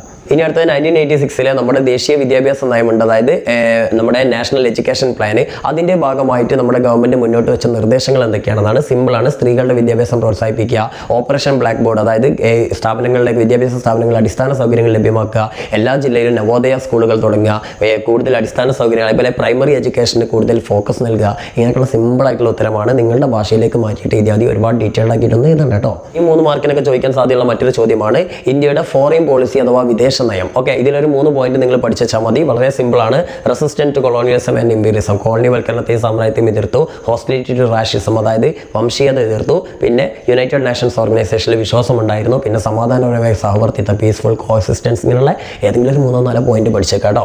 ഇനി അടുത്തത് ഈ ചാപ്റ്ററിൽ അവസാനത്തെ ചോദ്യമാണ്. ഇന്ത്യയും ചൈനയും തമ്മിൽ ഒപ്പുവെച്ച ഒരു സമാധാന കരാർ, അല്ലെങ്കിൽ ഇന്ത്യയുടെയും ചൈനയുടെയും ഫോറിൻ പോളിസി, വിദേശ നയം അറിയപ്പെടുന്നത് പഞ്ചശീൽ പ്രിൻസിപ്പിൾസ് അല്ലെങ്കിൽ പഞ്ചശീല തത്വങ്ങൾ എന്ന പേരിലാണ്. അപ്പോൾ അത് ഒപ്പുവെച്ചത് ഇന്ത്യൻ പ്രധാനമന്ത്രിയായ ജവഹർലാൽ നെഹ്റുവും ചൈനീസ് പ്രധാനമന്ത്രിയായ ചൗ എൻലായും തമ്മിലാണ്. അത് പ്രത്യേകം ഓർത്തു വെക്കണം. പിന്നെ ഈ 5 പോളിസികൾ, 5 തത്വങ്ങൾ ഉണ്ട്. അതിൽ 5 തത്വങ്ങളും പഠിച്ചു വെക്കാം. ഓക്കെ, ഇനി അടുത്ത ചാപ്റ്റർ നമ്മുടെ കേരളത്തിൻ്റെതാണ്. കേരള ടുവേർഡ്സ് മോഡേണിറ്റി, കേരളം ആധുനികതയിലേക്ക്. അതിൽ നമ്മൾ ആദ്യം തന്നെ പഠിക്കേണ്ടത് പഴശ്ശിയുടെ കലാപമാണ്. ബ്രിട്ടീഷുകാരുടെ നികുതി നയങ്ങൾക്കെതിരായിട്ടാണ് പഴശ്ശിരാജ പോരാടിയത്. വയനാടൻ കാടുകളിലൊക്കെ വെച്ചിട്ടാണ് പോരാടിയത്. അപ്പോൾ ഒരുപാട് നേതാക്കന്മാർ, ചെമ്പം പോക്കര്, അതേപോലെ എടച്ചേന കൊങ്കൻ നായർ, കൈതേരി അമ്പു നായർ, തലക്കൽ ചന്തു, ഇങ്ങനെയുള്ളവരൊക്കെയാണ് അദ്ദേഹത്തെ സഹായിച്ചത്. അപ്പോൾ ആ ഒരു കാര്യങ്ങളൊക്കെ എന്ത് ചെയ്യുക, നിങ്ങളൊന്ന് പഠിച്ചു വെക്കുക. ഇന്നേ ചാപ്റ്ററിൽ ചിലപ്പോൾ നിങ്ങൾക്കൊരു മാച്ച് ദ ഫോളോയിങ് വരും. അത് മിക്കവാറും ഈ കേരളത്തിലെ സാമൂഹിക പരിഷ്കർത്താക്കളായിട്ടുള്ള ചില ആളുകളുടെ പേരുകൾ ഇവിടെ പറയുന്നുണ്ട്. വൈകുണ്ഠ സ്വാമികൾ, ചട്ടമ്പി സ്വാമികൾ, ശ്രീനാരായണ ഗുരു എന്നൊക്കെ പറഞ്ഞിട്ട് അവരുടെ സ്ഥാപനങ്ങളുടെ പേരും തന്നിട്ടുണ്ട്. അതിലേതെങ്കിലും ഒക്കെ ആയിരിക്കാം ചിലപ്പോൾ നിങ്ങൾക്ക് ചോദിക്കുക. അപ്പോൾ അതൊന്ന് പഠിച്ചു വെക്കാം കേട്ടോ. ഇനി അടുത്തായിട്ട് ടെക്സ്റ്റ് ബുക്കിലെ ഈ ഒരു പേജ്, ഇങ്ങനെ കുറച്ച് ആളുകളുടെ ഫോട്ടോ, ശ്രീനാരായണൻ്റെ ഒക്കെ ഫോട്ടോ വരുന്ന ഈ ഒരു പേജ് ഉണ്ടല്ലോ, ആ പേജ് നിങ്ങൾ നന്നായിട്ടൊന്ന് മനസ്സിലാക്കി വെക്കണം. കാരണം ആ പേജിൽ ഈ കേരളത്തിലെ ചില സാമൂഹിക പരിഷ്കരണ മൂവ്മെന്റുകൾ, സോഷ്യൽ റിഫോർമേഷൻ മൂവ്മെന്റുകളെ കുറിച്ച് പറയുന്നുണ്ട്. ഒന്ന് നമ്മുടെ ചാന്നാർ റവൾട്ടാണ്, അതായത് ചാന്നാർ സ്ത്രീകൾ, ചാന്നാർ മോൺ എന്നറിയപ്പെടുന്ന സ്ത്രീകൾ, താഴ്ന്ന വിഭാഗ സ്ത്രീകളുണ്ട്. അവർക്ക് മറക്കാനുള്ള സ്വാതന്ത്ര്യം ഒന്നും ഉണ്ടായിരുന്നില്ല. അവർ അതിനെതിരെ പോരാടിയതാണ് ചാന്നാർ റവൾട്ട്. അതിനെക്കുറിച്ചൊന്ന് മനസ്സിലാക്കുക. പിന്നെ ശ്രീനാരായണ ഗുരുവിൻ്റെ കീഴിൽ നടന്ന അരുവിപ്പുറം എന്ന് പറയുന്ന ശിവപ്രതിഷ്ഠയുണ്ട്, അതൊന്ന് മനസ്സിലാക്കുക. പിന്നെ അതേപോലെ തന്നെ നമ്മുടെ വൈക്കം സത്യാഗ്രഹം, അതേപോലെ തന്നെ ഗുരുവായൂർ സത്യാഗ്രഹം. ഇതിന്റെ താഴേക്ക് നിങ്ങൾക്ക് പോയി കഴിഞ്ഞാൽ കാണാം ഗുരുവായൂർ സത്യാഗ്രഹം. ഗുരുവായൂർ ടെമ്പിൾ നടത്തിയ ഗുരുവായൂർ സത്യാഗ്രഹം. ഈ രണ്ടെണ്ണം പഠിക്കുക. അപ്പോൾ ഇതിനൊക്കെ നേതാക്കന്മാർ ഇവിടെ നിങ്ങൾക്ക് കൊടുത്തിട്ടുണ്ട്. അതിൽ വൈക്കം സത്യാഗ്രഹവും ഗുരുവായൂർ സത്യാഗ്രഹം വളരെ ഇമ്പോർട്ടൻ്റ് ആണ്. വൈക്കം സത്യാഗ്രഹം നടന്നത് നമ്മുടെ വഴി നടക്കാൻ വേണ്ടിയിട്ട്, അതായത് നമ്മുടെ കേരളത്തിൽ ട്രാവൽ ഫ്രീഡത്തിന് വേണ്ടി നടത്തിയ ഒരു സമരമാണ്. വൈക്കം ക്ഷേത്രത്തിലേക്കുള്ള വഴികളിലേക്കൊന്നും താഴ്ന്ന ജാതിക്കാർക്ക് പ്രവേശനം ഉണ്ടായിരുന്നില്ല. അതിനെതിരെ ഈ ടി.കെ. മാധവൻ എന്ന് പറഞ്ഞ വ്യക്തിയാണ് ആ സമരം തുടങ്ങി വെച്ചത്. അതിന് സപ്പോർട്ടായിട്ട് ഉയർന്ന ജാതിക്കാരനായ മന്നത്ത് പത്മനാഭൻ, സവർണനായിട്ടുള്ള, അതായത് അപ്പർ കാസ്റ്റിൽപ്പെട്ട മന്നത്ത് പത്മനാഭൻ എന്ന് പറഞ്ഞ വ്യക്തി ഒരു സവർണ ജാഥ സംഘടിപ്പിച്ചിരുന്നു. അപ്പോൾ അതും ഇമ്പോർട്ടൻ്റ് ആണ്. അപ്പോൾ വൈക്കം സത്യാഗ്രഹത്തിന്റെ ഭാഗമായി സവർണ ജാഥ സംഘടിപ്പിച്ച മന്നത്ത് പത്മനാഭൻ എന്ന് ഓർത്ത് വെക്കുക. അപ്പോൾ എന്തായാലും ഇവിടെ കൊടുത്തിട്ടുണ്ട് കേട്ടോ. അപ്പോൾ എന്തായാലും ഇതിൻ്റെയൊക്കെ ഭാഗമായിട്ട് ഈ ഒരു വൈക്കം ക്ഷേത്രത്തോടനുബന്ധമായിട്ടുള്ള എല്ലാ റോഡുകളിലേക്കും എല്ലാ ജാതിക്കാർക്കുമായിട്ടുള്ള എല്ലാ ഹിന്ദുക്കൾക്കും പ്രവേശനം അനുവദിക്കപ്പെടുകയാണ്. പിന്നെ അതേപോലെ ഗുരുവായൂർ സത്യാഗ്രഹം എന്ന് പറഞ്ഞു കഴിഞ്ഞാൽ ആരാധനാ സ്വാതന്ത്ര്യം, റിലീജിയസ് ഫ്രീഡത്തിന് വേണ്ടി നടത്തിയ ഒരു സമരമാണ്. അതിന് വേണ്ടിയിട്ടുള്ള നേതാക്കന്മാരുടെ പേരുകളൊക്കെയാണ് നിങ്ങൾക്ക് കൊടുത്തിട്ടുള്ളത്. എ.കെ. ഗോപാലൻ, അതേപോലെ തന്നെ കെ. കേളപ്പൻ, പിന്നെ പി. കൃഷ്ണപിള്ള തുടങ്ങിയിട്ടുള്ള വ്യക്തികളൊക്കെയായിരുന്നു ഇതിൻ്റെ നേതാക്കന്മാർ. അതിൽ തന്നെ പറയുന്നുണ്ട് എ.കെ. ഗോപാലനായിരുന്നു ഇതിൻ്റെ വളണ്ടിയർ ക്യാപ്റ്റൻ.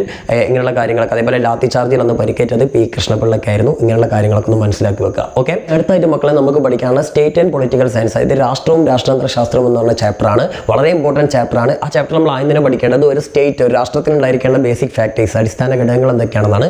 4 ഘടകങ്ങളുടെ പോപ്പുലേഷൻ, ടെറിട്ടറി, ഗവൺമെന്റ്, സോവറിറ്റി, അതായത് ജനങ്ങൾ, ഭൂപ്രദേശം, ഗവൺമെന്റ്, പരമാധികാരം അല്ലേ. അപ്പോൾ അത് എന്തൊക്കെയാണെന്ന് ചോദിക്കും. ചിലപ്പോൾ അതിൽ ഓരോന്നും എക്സ്പ്ലെയിൻ ചെയ്യാൻ, ഏതെങ്കിലുമൊക്കെ എക്സ്പ്ലെയിൻ ചെയ്യാനും പറയും. അപ്പോൾ രാഷ്ട്രത്തിന്റെ പ്രധാന ഘടകമായ പോപ്പുലേഷൻ, ജനസംഖ്യയെക്കുറിച്ച് പറയാൻ പറഞ്ഞാൽ ഈ പോയിന്റുകളൊക്കെ പഠിക്കുക. ജനസംഖ്യ എന്ന് പറഞ്ഞാൽ നമുക്കറിയാം രാജ്യത്തെ ജനങ്ങളുടെ പെർമനന്റ് ആയിട്ട് സ്ഥിരമായി താമസിക്കുന്ന ജനങ്ങളുടെ എണ്ണമാണ്. അപ്പോൾ ജനങ്ങളുടെ എണ്ണം എത്ര കൂടണം എത്ര കുറയണം എന്നുള്ളതൊന്നും നിബന്ധനയൊന്നുമില്ല. അതേപോലെ ജനങ്ങളില്ലാതെ രാഷ്ട്രമില്ല. ഇങ്ങനെയൊക്കെയുള്ള കുറച്ച് പോയിന്റ് ഉണ്ട്. ഓക്കെ, അതൊക്കെ ഒന്ന് മനസ്സിലാക്കി വെച്ച് കഴിഞ്ഞാൽ നിങ്ങൾക്ക് ഉണ്ടാക്കിയതാവുന്നതേ ഉള്ളൂ. ഈ രാഷ്ട്രത്തിലെ രണ്ടാമത്തെ ഘടകമാണ് ടെറിട്ടറി അല്ലെങ്കിൽ ഭൂപ്രദേശം. അറിയാലോ, രാഷ്ട്രത്തിന് എന്തായാലും ഒരു രാഷ്ട്രമാണെങ്കിൽ അതിന് കൃത്യമായ ഭൂപ്രദേശം ഉണ്ടായിരിക്കണം. ആ ഭൂപ്രദേശത്തിന് മേൽ ഗവൺമെന്റിന്, രാഷ്ട്രത്തിന് കൃത്യമായ അധികാരം ഉണ്ടായിരിക്കണം. കര, കടൽ, ഇങ്ങനെ തീരപ്രദേശം, വായു, ഇതെല്ലാം രാഷ്ട്രത്തിന്റെ ഭൂപ്രദേശ അതിർത്തികളാണ്. ഇത്രയും കാര്യം മനസ്സിലാക്കിയാൽ അതിന് ഉത്തരവായി. ഓക്കെ, ഈ രാഷ്ട്രത്തിന്റെ മൂന്നാമത്തെ ഘടകമാണ് ഗവൺമെന്റ്. നമുക്കറിയാം ഗവൺമെന്റ് ഇല്ലാതെ പിന്നെ രാഷ്ട്രമില്ലല്ലോ. അപ്പോൾ രാഷ്ട്രത്തിന് വേണ്ട, ജനങ്ങൾക്ക് വേണ്ട എല്ലാ തരത്തിലുള്ള സേവനങ്ങൾ ലഭ്യമാക്കുക, അതേപോലെ തന്നെ ഗവൺമെന്റിന് വേണ്ടി ജനങ്ങൾക്ക് വേണ്ടി നിയമങ്ങൾ രൂപീകരിക്കുക, നടപ്പിലാക്കുക, നീതി ലഭ്യമാക്കുക, ഇതൊക്കെ ചെയ്യുന്നത് ഗവൺമെന്റ് ആണ്. കൂടാതെ ഗവൺമെന്റിന്റെ ചില ചുമതലകളും കൂടി ഇവിടെ കൊടുത്തിട്ടുണ്ട്. അതുകൂടി പഠിക്കാതെ ചിലപ്പോൾ സെപ്പറേറ്റ് ആയിട്ടും ചോദിച്ചേക്കാം ഗവൺമെന്റിന്റെ ചുമതലകൾ.